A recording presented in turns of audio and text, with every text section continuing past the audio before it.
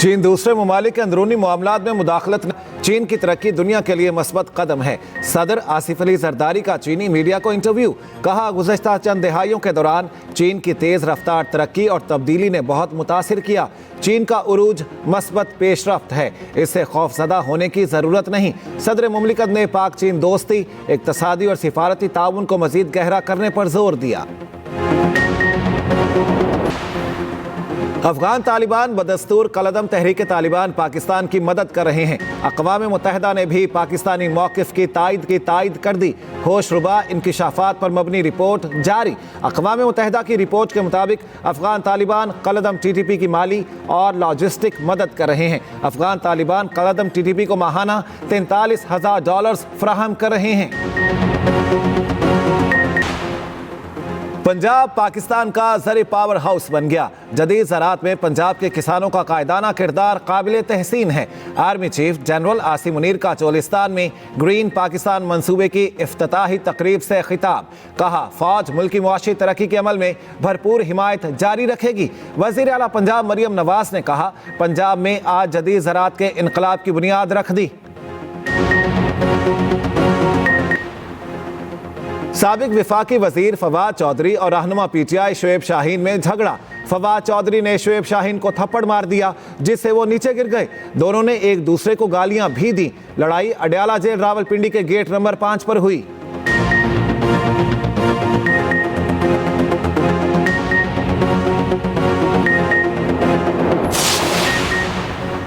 रहनुमा तहरीक इंसाफ सलमान अकरम राजा का कहना है, बानी कह चुके किसी डील के तहत बाहर नहीं आएंगे। बैकडोर राब्तों का इल्म नहीं, अपोजिशन जमातों का अलायंस खुश आइंद है। 5 अक्टूबर को पुलिस तशद्दुद और जलाओ घिराव का मुकदमा। ATC लाहौर ने सलमान अकरम राजा समेत दीगर मुल्जिमान की जमानतें कन्फर्म कर दी।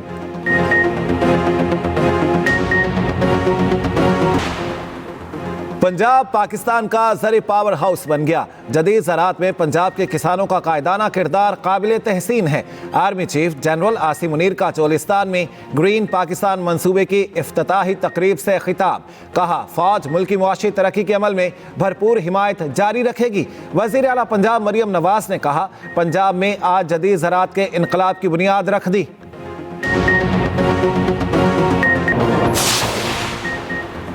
गाजा जंगबंदी मुआहिदा हमास ने 3 इसराइली यरगबालियों को रिहा कर दिया। खान यूनिस में कैदियों को रेड क्रॉस के हवाले किया गया। बदले में इसराइल 369 फ़लस्तीनी कैदियों को रिहा करेगा।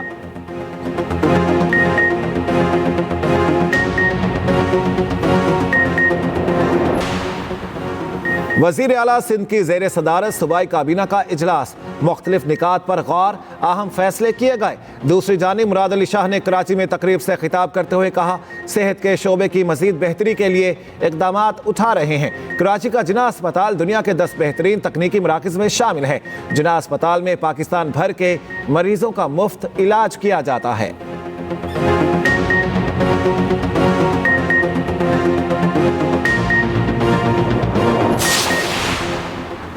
सीनियर वजीर सिंध शर्जील मेमन का कहना है, बगैर लाइसेंस गाड़ी चलाने वाले को गिरफ्तार किया जाएगा। कोई कम उम्र भी ड्राइविंग करते पकड़ा गया तो गिरफ्तार होगा।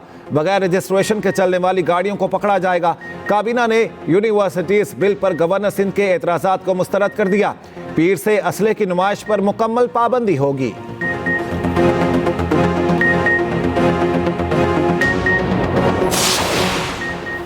वज़ीर इत्तलात पंजाब अस्मा बुखारी का कहना है, पंजाब में ज़राअत, सनत और इंफ्रास्ट्रक्चर का दौर अपने उरूज पर है। मरियम नवाज़ हर शोबे में इनकलाबी और तारीख़ी इक़दामात उठा रही हैं।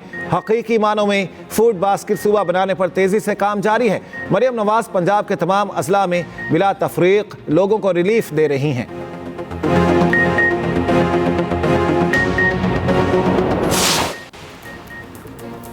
अमीर जमात इस्लामी हाफिज नईमुर रहमान का कहना है, अमेरिका हमें जमहूरियत ना सिखाए। इसराइल के हक में वीटो से जमहूरियत का जनाजा निकल जाता है। इसराइल का फ़लस्तीन पर कब्जा कबूल नहीं करेंगे।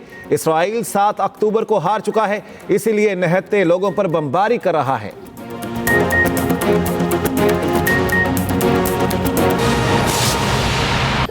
मलाइशियन वफ्द के सरबराह उस्मा अब्दुल हमीद और chairperson peace and culture organisation Mashal Malik की न्यूज़ कॉन्फ्रेंस।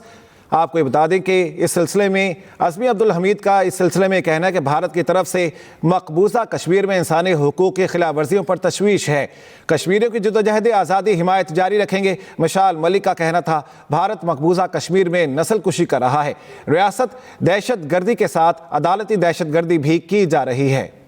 आपको अपडेट करेंगे इस अहम खबर के बारे में। आपको बता दें, मलाइशियन वफ्द के सरबराह अज़मी अब्दुल हमीद और के साथ साथ chairperson peace and culture organisation Mashal Malik की न्यूज़ कॉन्फ्रेंस। अज़मी अब्दुल हमीद का कहना है, भारत की तरफ से मकबूजा कश्मीर में इंसानी हुकूक की खिलाफ वर्जियों पर तशवीश है। बैकडोर राब्तों का मुझे इल्म नहीं। बानी पीटीआई मुतादिद बार कह चुके वो किसी डील के तहत बाहर नहीं आएंगे। वकील सलमान अकरम राजा के इंसदाद दहशतगर्दी अदालत लाहौर के बाहर मीडिया से गुफ्तगू। कहा, बानी पीटीआई बनी गाला जैसी ऑफर मुस्तरद कर चुके।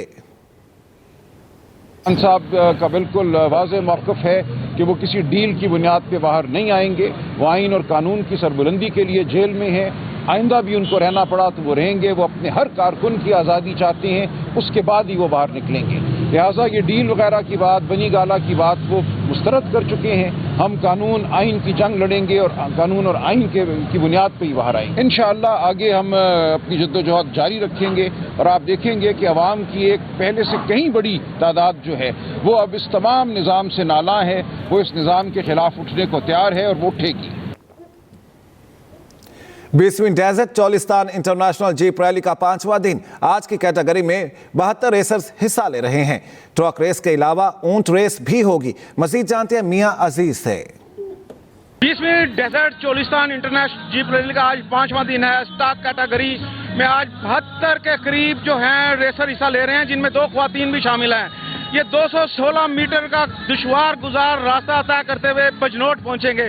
अब देखना यह है कि ये फासला कम से कम वक्त में कौन तय करेगा और आज का सुल्तान इसका कौन बनता है। शाम में रंगारंग सकाफती प्रोग्राम भी है यहाँ पे, और इसके अलावा आज यहाँ पे ट्रक रेस भी होगी। रंगारंग प्रोग्राम शामिल है। आज यहाँ पे ऊंट रेस भी हो सकती है, उसका भी प्लान किया हुआ है रेंजर्स वालों ने। अगर वो आ गए तो हम वो भी ये शायकीन को अपने को दिखाएंगे जी। और आज ही शाम में पता चलेगा कि इसका जीत का सेहरा किसके सर पहुंचता है। कल 16 तारीख का आखिरी दिन होगा और इसमें प्री पेड कैटेगरी का सेकंड राउंड होगा। और सेकंड राउंड में जो फैसला पहले तय करेगा उसका फैसला भी कल ही होगा कि इस रैली का सुल्तान कौन बनता है।